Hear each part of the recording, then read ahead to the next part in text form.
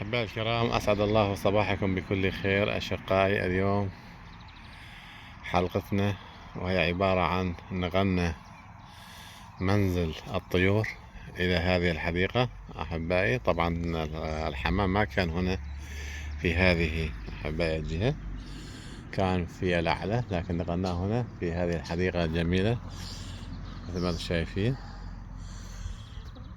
وهنا كثير مرتاحات في هذا المنزل الجديد.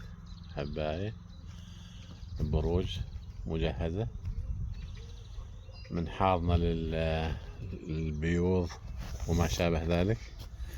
أحبائي، حتى هنا حاطين الشبك إذا بدي يفوت الحمام يلعب في المياه مثل ما انتم شايفين.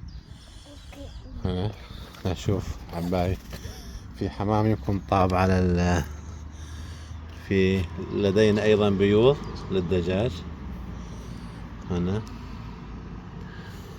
مثل ما انتم شايفين 3 بيوض.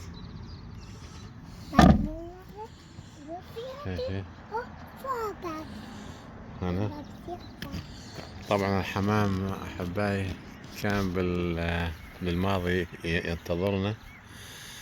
الظاهر شبعان اليوم، لما يكون جوعان بتلاقيه